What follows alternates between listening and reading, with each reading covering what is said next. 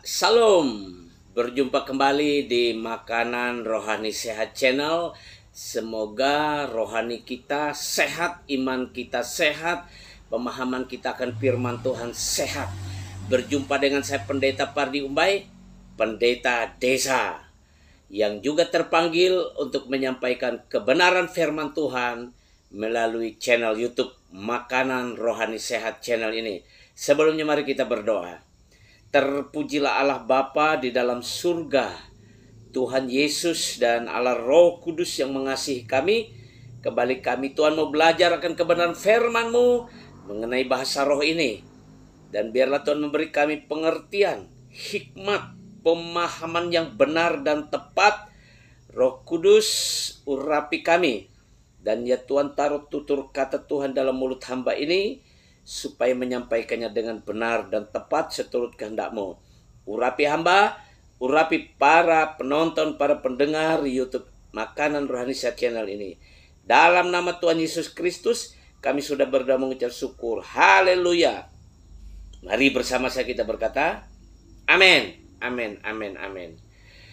Ya, topik kali ini saya mau membagikan kebenaran bahwa Sika raba-raba, yang lebih dikenal dengan sika raba-raba di medsos, yaitu bahasa roh, itu tidak sesat.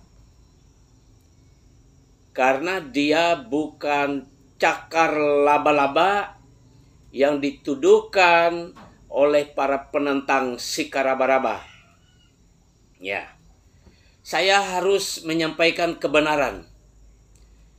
Dan saudara terutama yang menentang, dengarkan ini, jangan cepat pergi. Dengarkan sampai selesai. Bahkan setiap video yang ada di YouTube Makanan Rohani Sehat Channel mengenai sika raba-raba ini, para penentang tolong dengar baik supaya Anda mengerti dan Anda bertobat dan Anda diampuni Tuhan karena ketidakmengertian Anda. Tapi kalau sudah mengerti, jangan pernah lagi menghujat. Karena itu adalah pekerjaan Roh Kudus. Baik, saya mau jelaskan kenapa bahasa roh itu tidak sesat. Kenapa bahasa roh itu benar. Karena bahasa roh itu memang diberikan oleh Tuhan. Ya. Karena memang bahasa roh itu ada dalam Alkitab, Alkitabiah. Karena memang bahasa roh itu ya ajaib dan supranatural. Tidak dapat dijelaskan oleh siapapun yang belum menerima karunia itu. Tidak bisa. Kita membaca Alkitab, ya ada bahasa roh di sana. Ada penjelasan sesuai dengan apa yang ada dalam Alkitab. Tapi untuk lebih lagi mengertinya, Roh Kudus datang kepada kita memberikan karunia itu. Baru kita bisa mengerti dan membicarakannya. Tapi yang saya perhatikan di YouTube, rupanya para komentator sika raba-raba ini yang cenderung menentang itu tidak mengerti karunia bahasa roh ini.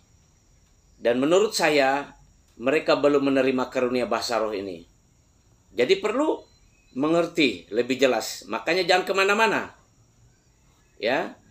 Bahkan mungkin saudara pendengar yang pernah mendengar pengajaran yang menentang karunia bahasa roh ini, perlu juga mendengarkan ini. Ya, demi kasih karunia Tuhan, biar sampai kepada kawan-kawan semuanya. Yang pertama, bahasa roh itu milik Tuhan. Milik Tuhan itu. Itu kekayaan rohani yang diberikan kepada umat Tuhan sebenarnya. Salah satu kekayaan rohani dari karunia-karunia Roh Kudus. Tepatnya salah satu karunia Roh Kudus yang merupakan kekayaan rohani, kekayaan dari surga yang diberikan kepada kita orang percaya untuk perlengkapan kerohanian kita. Sebenarnya itu adalah sebuah pemberian Tuhan untuk menolong kita.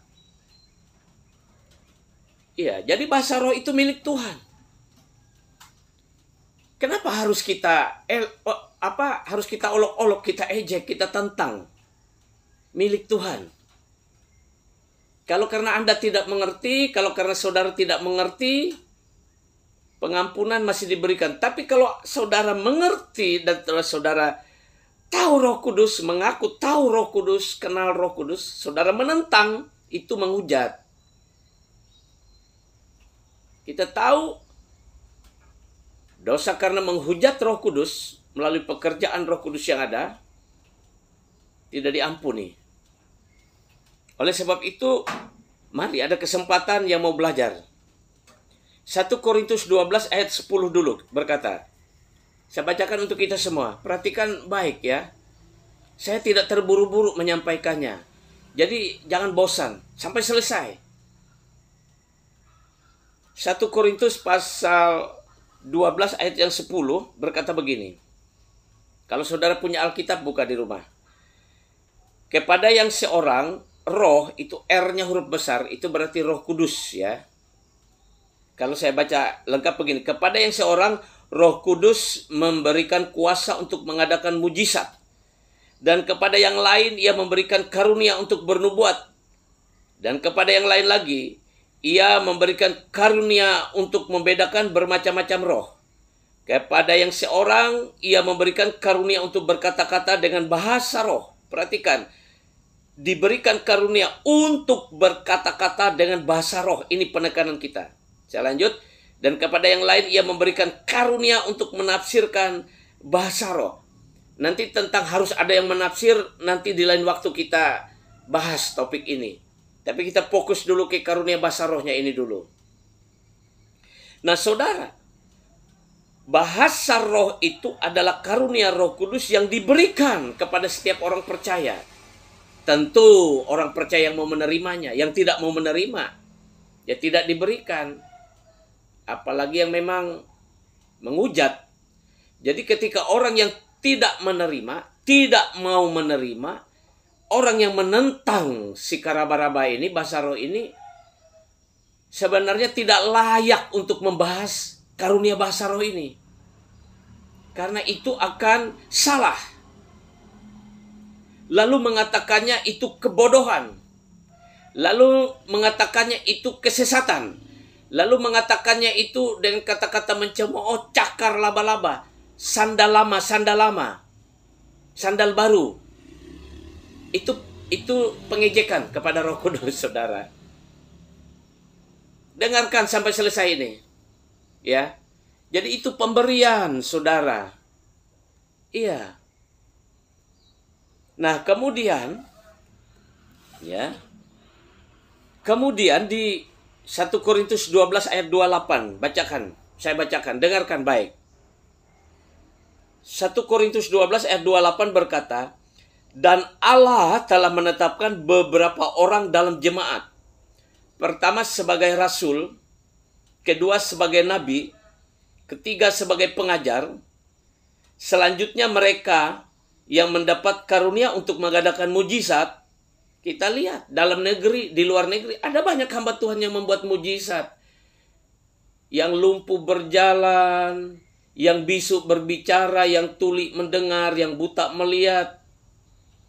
Kemudian yang tulang pendek kiri atau kanan kaki atau tangan didoakan oleh orang yang memiliki karunia mujizat yang Tuhan berikan jadi sembuh sempurna.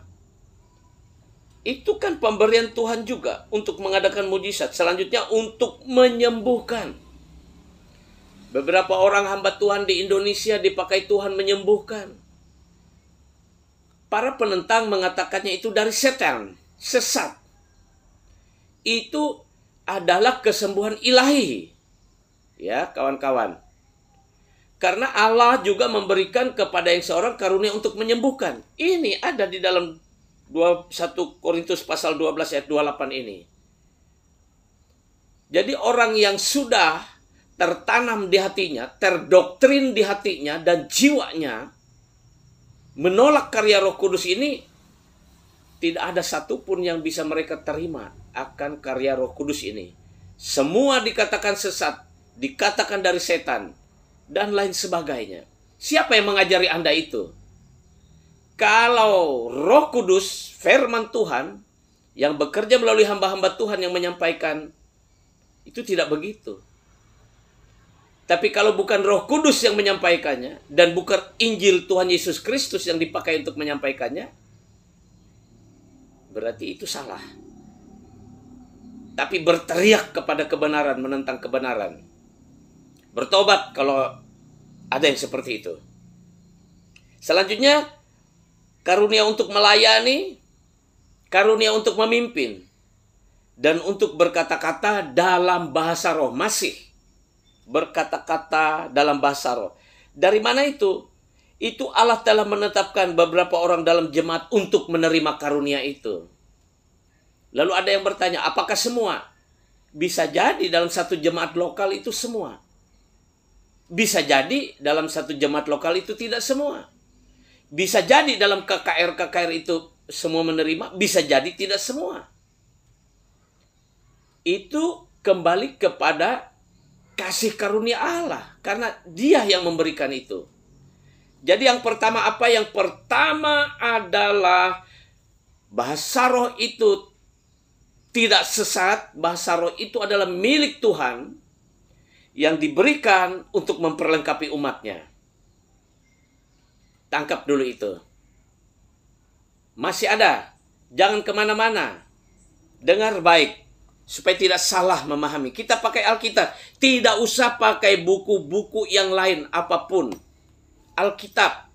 Dan kita belajar Roh Kudus Allah yang mengajar kita. Sudah cukup. Sudah cukup. Yang kedua,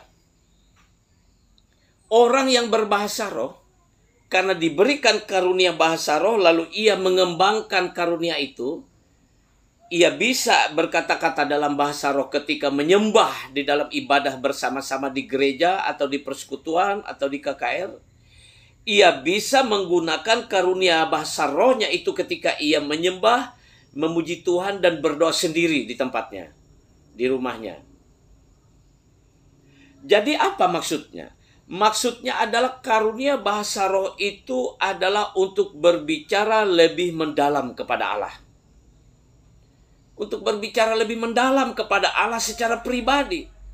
Nah, ketika seseorang berbicara secara pribadi lebih mendalam, ya, rohnya berbicara, berkata-kata kepada Tuhan melalui perkataan bahasa rohnya, tidak usah harus ada yang menerjemahkannya. Dia berbicara karena Roh Kuduslah yang menolong kita berbicara. Karena Alkitab berkata, kita ini tidak tahu bagaimana berdoa. Makanya Roh Kudus itulah yang menolong kita berdoa. Nah, kalau kita berkata-kata dalam bahasanya Dia, bahasanya Roh Kudus, alangkah lebih tersampaikan isi hati seseorang yang berdoa dalam bahasa roh. Ada problem, ada masalah, ada di mana ketika kita ini nggak mampu lagi mengucap kata-kata doa kita, maka karunia bahasa roh inilah yang menolong kita. Jika saudara sudah menerima, jika saudara belum menerima, saudara bisa minta kepada Tuhan karunia bahasa roh ini. Dan antara engkau dan Tuhan berbicara, berkomunikasi dengan sangat-sangat mendalam. Karena tidak ada seorang yang bisa mendustai rohnya sendiri. Dan karena tidak ada seorang pun yang dapat mendustai roh Allah. Nah, oleh sebab itu 1 Korintus 14 ayat 1 ayat 2 saya bacakan. 1 Korintus 14 ayat 1 ayat 2 berkata, kejarlah kasih itu dan usahakanlah dirimu memperoleh karunia-karunia roh. Terutama karunia untuk bernubuat. Karunia untuk bernubuat itu saudara ya karunia untuk menyampaikan firman Tuhan. Untuk menyatakan pernyataan-pernyataan Tuhan yang dia dapat dari Tuhan. Pengertian yang dia dapat dari Tuhan. Petunjuk yang dia dapat dari Tuhan. Seperti saya mendapat mimpi diperintahkan Tuhan ke satu desa. Dan saya melayani di sana sampai dengan sekarang. Saya berani berkata kepada jemaat. Saya berani berkata kepada orang lain. Bahwa saya ini hamba Tuhan. Saya ditunjuk ke desa ini untuk melayani. Dan saudara semua, saudara mendapat berkat besar dan kehadiran saya di sini. Manfaatkan dengan baik persekutuan, pertemuan ibadah kita. Manfaatkan dengan baik apa yang Tuhan berikan untuk kita di tempat ini. Ada ibadah, ada gereja. Saya melayani di situ. Itu juga kata nubuat, saudara. Dan saya berkata ke depan akan ada banyak orang datang ke gereja ini menyembah Yesus Tuhan. Itu bernubuat, saudara. Bukan dibuat-buat. Ada dasarnya. Kecuali guru palsu, pengajar palsu, nabi palsu. Cirinya mereka seenaknya ngomong. Tidak ada dasar. Dasar itu bisa firman Tuhan, dasar itu bisa pernyataan Roh Kudus. Lewat mimpi, lewat penglihatan, lewat pendengaran audible, bisa. Tidak ada yang mustahil bagi Tuhan. Lewat kesaksian roh, bisa. Tidak ada yang mustahil bagi Tuhan. Lanjut. Ayat 2. 1 Korintus 14 ayat 2. Siapa yang berkata-kata dan bahasa roh, tidak berkata-kata kepada manusia. Jadi ketika tidak bahasa roh digunakannya, tidak berkata-kata kepada manusia, kenapa juga orang harus menggugat? Dia bicara kepada Allah. Tetapi kepada Allah katanya, orang itu berkata-kata. Sebab tidak ada seorang pun yang mengerti bahasanya. Oleh roh ia mengucapkan hal-hal yang rahasia. Ya kan? Oleh Roh Kudus orang itu mengucapkan hal-hal yang rahasia. Baik, saya mau kasih satu contoh. Satu waktu saya didorong oleh Tuhan begitu kuat berdoa berbahasa roh. Saya juga nggak ngerti apa maksudnya, apa artinya. Tapi saya ikuti saja tuntunan Roh Kudus dalam hati saya, dorongan kuat. Saya berdoa bahasa roh. Oh Bapa Surgawi, Tuhan Yesus Allah Roh Kudus, haleluya, haleluya. Jika benar ini dorongan darimu, hamba berdoa. Ya ratasana labahaka takanana, inana batakana horo sodo bataka sikana yara, ini lilabasada dan batoko robasahana hinase. Seperti itu, saudara. Saudara tahu, tiba-tiba saya dapat kabar dari seorang sahabat bahwa dia hampir kecelakaan. Dan ternyata dia diselamatkan oleh Tuhan. Singkat cerita begitu. Lalu roh saya merasa ada sesuatu seperti nyambung begitu dalam roh saya. Nyambung, lalu rasanya ada damai sejahtera yang kuat. Keyakinan yang kuat bahwa itulah maksud Tuhan saya harus berdoa bahasa roh tadi. Saya tidak tahu dia di mana. Tidak ada maksud secara manusiawi saya mau mendoakan dia. Tapi dorongan Roh Kudus saya berdoa bahasa roh. Apakah setiap hari? Tidak selalu, saudara. Yang seperti itu tidak selalu.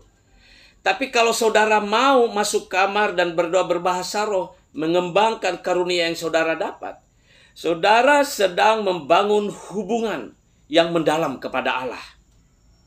Mendalam. Tidak direkayasa oleh akal budi kita. Kita mengucapkannya dengan setulus hati menghadap Tuhan. Dalam iman kita lihat Tuhan, kita cari wajah Tuhan, lalu kita berbicara kepadanya. Irama sikarawata karalabase. Saudara juga bisa menyembah dan bahasa roh. Misalnya, Honayaralamase Inaranaraso Hinaranamase. Nama Yesus kudus, mulia nama Yesus. Nama Yesus ajaib kami sembah. Inaramaso hinananase iaralabatakarabase hinalapayaranaso.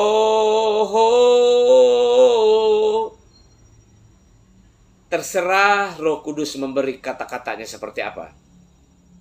Itu komunikasi kita pribadi dengan Tuhan. Ketika kita bersama-sama menyembah dalam satu ibadah, dalam satu pertemuan doa, ada yang berbahasa roh, ada yang masih berbahasa lidah, ada yang mengucapkan dengan kata-kata biasa, semua naik kepada Tuhan.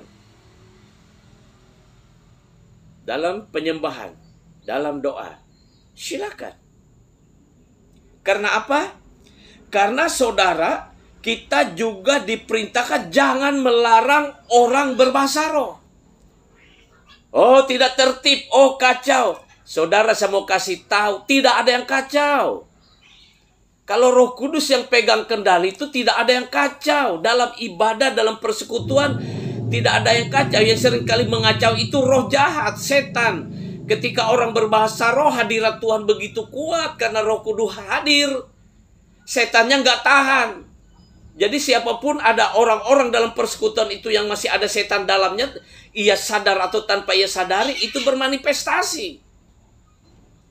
Lalu nampak kacau, tapi tetap terkendali. Karena dikendalikan Roh Kudus. Tidak ada yang kacau. Setelah mereka beribadah, setelah mereka persekutuan berbahasa roh, ada manifestasi roh jahat yang keluar, mereka pulang dengan sukacita. Mereka pulang dengan roh yang dikuatkan, dengan iman yang dikuatkan, bertumbuh. Tidak ada yang kacau. Tapi orang yang belum pernah mengalami hadirat Tuhan seperti itu, hanya melihat dari jauh, curiga, mendakwa, menuduh, mengata-ngatai, itu selalu mengatakan itu sesat. Itu dari setan, itu cakar laba-laba, itu kebodohan. Apakah engkau yang diciptakan Tuhan itu lebih pintar dari Tuhan? Berani mengatakan itu bodoh, kebodohan. Apakah engkau mau mengajar Tuhan? Bertobat. Kemudian selanjutnya apa? Ini yang penting, saudara. 1 Korintus 14 ayat 4. Ini penting, saya bacakan. Siapa yang berkata-kata dengan bahasa roh, ia membangun dirinya sendiri. Tetapi siapa yang bernubuat, ia membangun jemaat. Pendeta yang berkhotbah bernubuat. Tapi orang-orang yang berbahasa roh, dikatakan apa di sini? Ia membangun dirinya sendiri. Ia mungkin dalam pergumulan berat. Ia mungkin dalam imannya sedang lemah. Ia sedang mengalami kejatuhan dalam dosa. Dia sadar ia harus bangkit dari semua itu. Harus menang dari semua itu. Mungkin kata-katanya sudah bingung apa yang mau dikatakan secara akal budi. Tapi rohnya tahu bahwa ada Tuhan. Dia berbahasa roh karena dia punya karunia itu. Ya. Lalu dia membangun imannya. Lalu ia baik-baik ya untuk hidup benar, maksud saya. Mungkin dia di rumah bangun pagi, tidak langsung buka HP, saudara. Tidak langsung buka laptop, saudara. Dia duduk di tempat tidurnya atau beralih turun ke tempat duduk di lantai atau di kursi. Dan dia mulai mengarahkan hati dan pikirannya menghadap Tuhan. Dan ia mulai berdoa dalam bahasa roh. Oh, dalam nama Yesus, sirata satakara maso. Inamase karapataka ya ramase. Hirabasana matakarawose. Berapa lama terserah dalam tuntunan Roh Kudus. Lalu dia merasa ada kekuatan yang baru yang Roh Kudus berikan.